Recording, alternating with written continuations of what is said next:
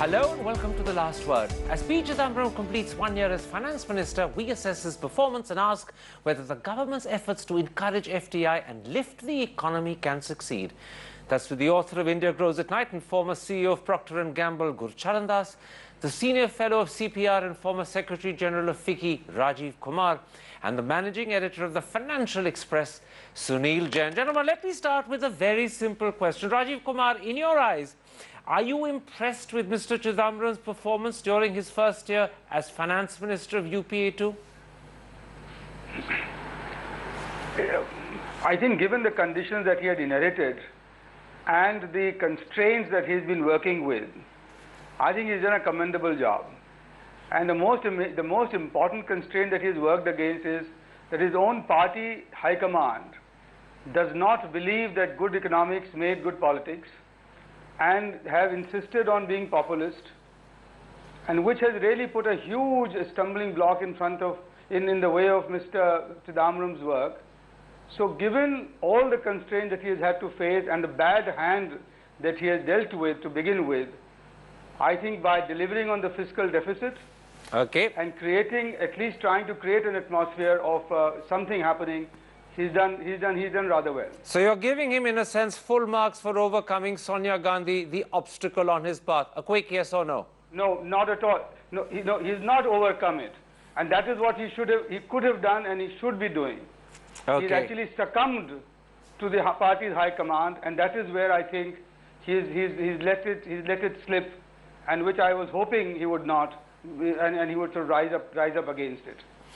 Gurcharan Das, the prime target that Mr. Chidambaram set himself when he took over as Finance Minister was to revive animal spirits and boost investor confidence. Has he succeeded, partially succeeded, or failed? Well, I would say he's partially succeeded there. He's been, a one-man army. And he's, well, maybe one and a half, if you include Anand Sharma. And these are the few voices in this government that speak for reform and sensible economic policies.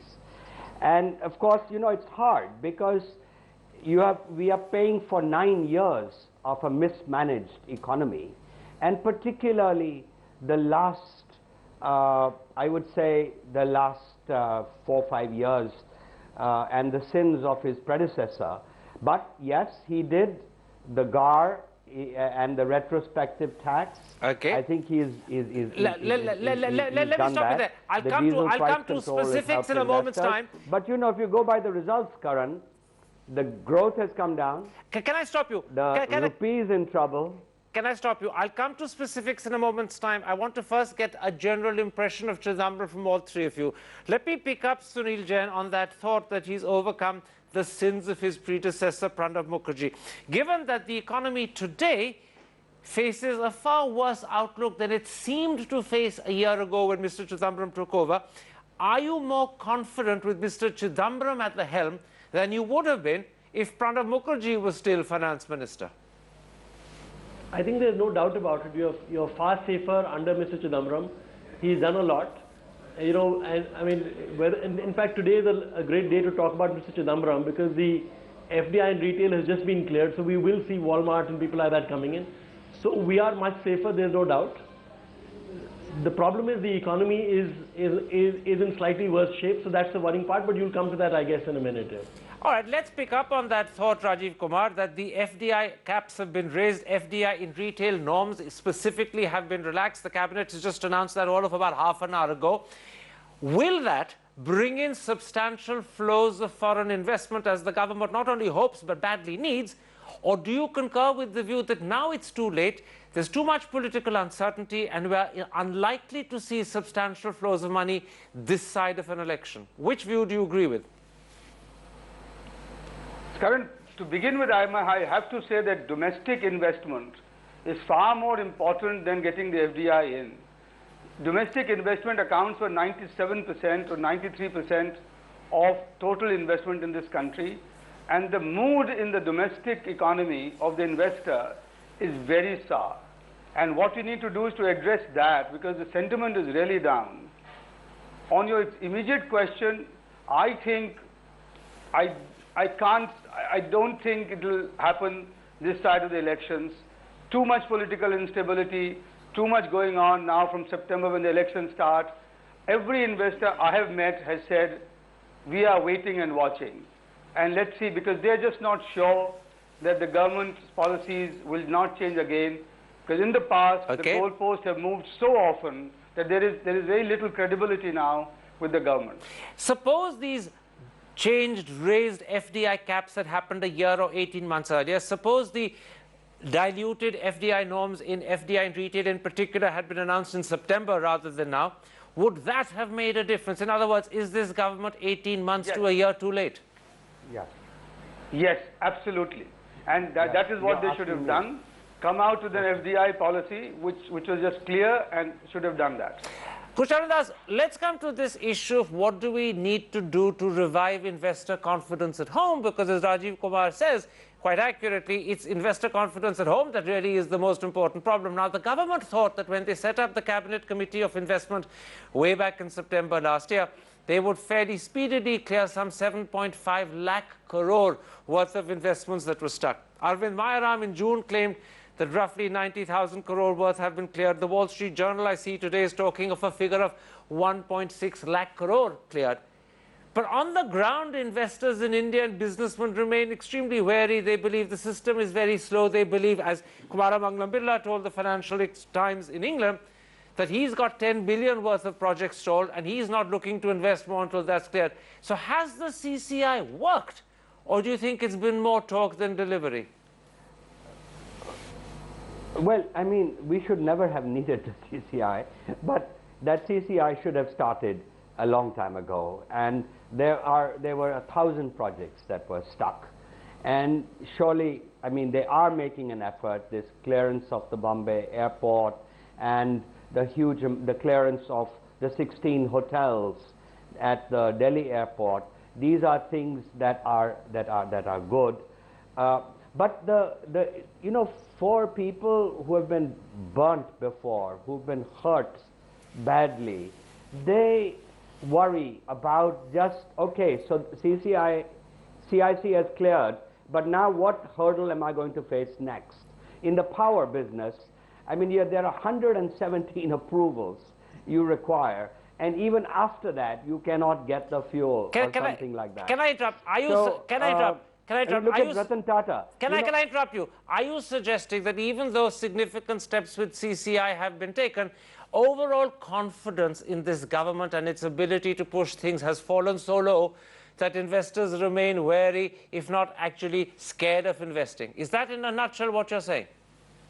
Yes, I mean, that's true. That's true. And really, I mean, if I were in their place, I would feel the same way. I feel a tremendous sense of betrayal in the last 9 years. All right. Let me bring in at this point Sunil Jain, because you expressed great confidence that with the FDI norms being raised, you would see sizable FDI coming in. Rajiv Kumar differed with you, but many people point out that in fact the one area where there is money waiting to come in and it could be fairly sizable is insurance and pension. The problem is that although the government has agreed to raise those FDI caps, they actually need to be done by Parliament, and up till now, Mr. Chidambaram simply hasn't had the backing and the support in Parliament to do it. Now, do you think this time round, during this truncated monsoon session, he's got the people lined up behind him to push this through Parliament, or once again, will it fall at that obstacle?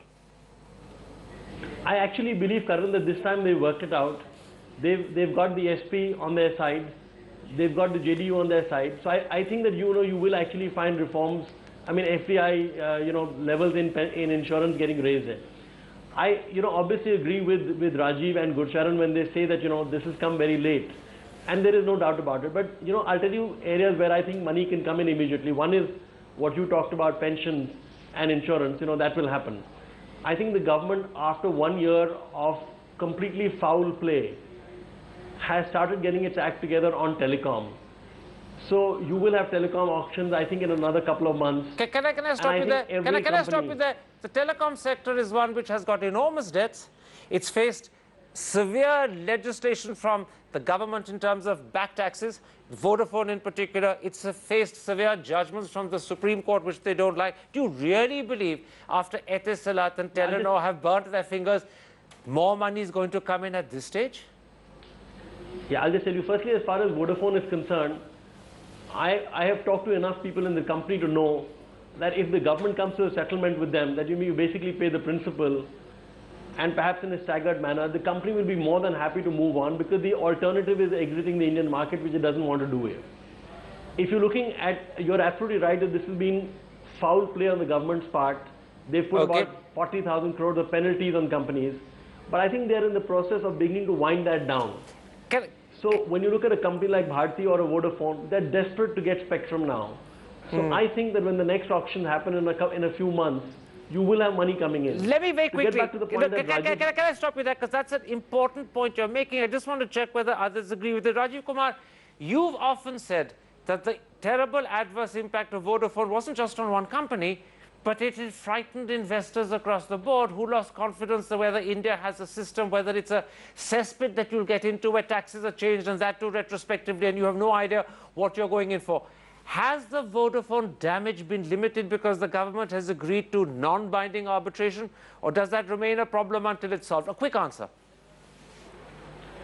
It remains a problem until it is solved, because the play doesn't end until the fat woman has sung, and investors today are in that state of mind that, as I said, it only when it's done, and the credibility is not there for the government to attract investment at this time. I thank you for using one of my favorite phrases from the English language. Let me just add to that, there are lots of fat women on the horizon, but sadly, none of them are singing. So we're a long way away from that particular story being complete. Let's take a break at that point and come back and look at those issues that are critical to the economy, the fiscal deficit, the CAD in particular, and of course, the whole problem with growth. Is Mr. Chidambaram doing the right things? Can he be on track? Or once again, is the problem bigger than he can solve, at least this time round? That's in a moment's time. See you after the break.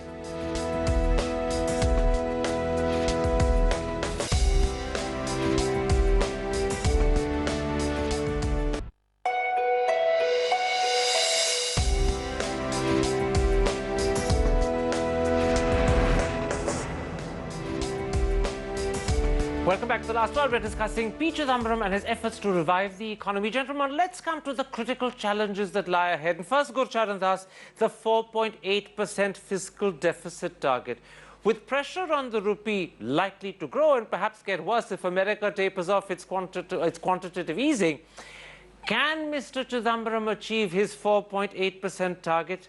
Many people think that he's got a big problem on his hands, and that his confidence that this is one red line that won't be crossed is not to be taken at face value. What do you think? Well, it looks very, very difficult. I would say there are parts that are uncontrollable. But what is controllable, at least, is that he should have spoken much more strongly against the food security bill. And it again demonstrates the ambivalence of within the Congress party, which scares away investors. That this falls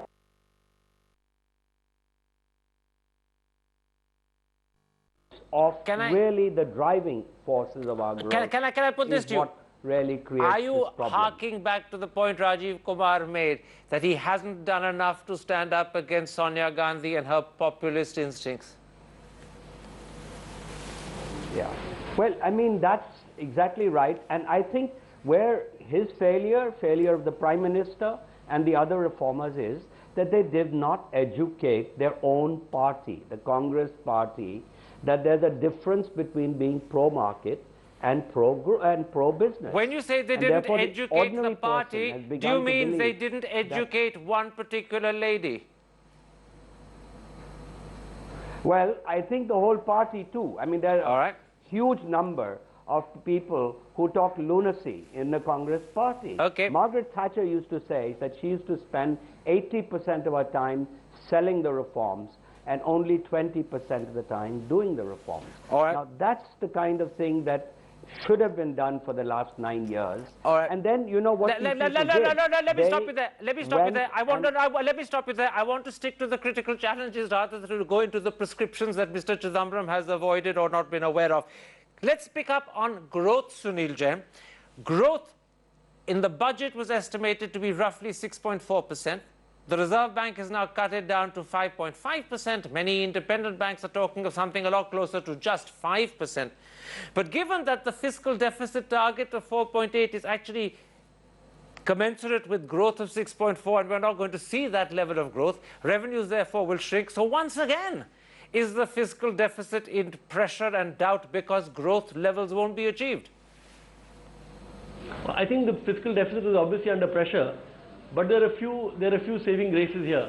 You know, one is that if the finance minister wants, there is actually Anil Agarwal just waiting to give him 15,000 crore rupees so he can buy back what is left of the stake of Balco and Hindustan Zinc. If you're looking at this company called Suti, which owns shares of Axis Bank, ITC, L&T, that's 40,000 crore rupees worth of money. So there is a lot of money out there for Mr. Chidambaram to take. You know, should there be a shortfall on taxes, as there will be? So in other words, can I just underline for an audience that aren't aware, what you're saying is there are disinvestment measures he can take and take speedily to make up for the shortfall. Yeah, one other point, that in the budget, he's actually budgeted very, very aggressively for expenditure. There's a 46% increase in the expenditure on the Rural Development Ministry. So if he wants, and I mean that is a big if in an election year, but if he wants, there is scope to cut expenditure. Absolutely. All I'll say there is cutting expenditure sharply is what he did last year to achieve the fiscal deficit target and to actually better on it. If he does it again, he will, of course, end up damaging growth. And the more he damages growth, the more he reduces revenue. The more he reduces revenue, the more the fiscal deficit comes under pressure. So it's actually a vicious circle. But you're right, there are things he can do. They're not simply easy choices for him. Now, Mr. Kumar, let me put to you the other deficit that is a crying problem for this government, the current account deficit. Even if Mr. Chidambaram can bring it down to 4.2%, as he keeps saying he will, do you share his confidence that India can easily finance it without having to fall back on some portion of its reserves, particularly when you bear in mind, as the Hindu revealed not so long ago, that by March, India has to also repay some $172 billion worth of short-term debt. And this is going to coincide with each other. It's not easy at all, Karan, especially because from what I can see, the trade deficit is going to continue to widen because their exports have weakened and are going to be weakening even more. And the FDI inflows are not going to be robust. And the equity flows, as you said yourself, are going to be rushing back to the US to gather hold of assets there as quantitative easing, sort of tapers off.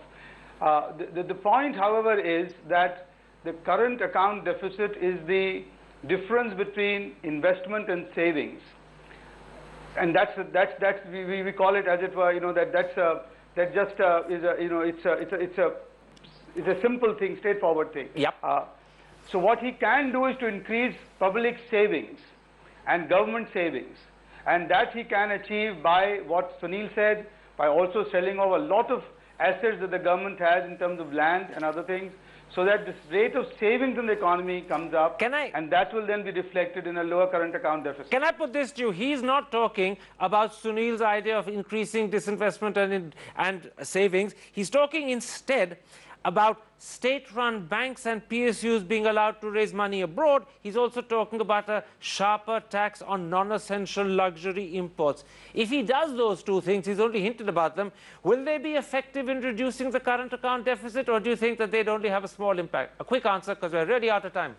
They will not be effective, but one thing is sure, that if they go after trying to stabilize the rupee, they will actually worsen the current account deficit and their reserve position. So that they should be clear about, that that's really a lose-lose strategy that they've been following. All right, let me put it like this. Every solution seems to have a sting in the tail, and as we look at the solutions, you find more stings than you find answers, and that's the real problem. This is a nettle. When you grasp it, it leaves you prickling with thorns. It's not a tough time for the country, it's an even tougher time for the finance minister. My thanks to all three of my guests for joining me. And if you have been, thanks for watching. Sorry to end on what is clearly a gloomy, depressing note.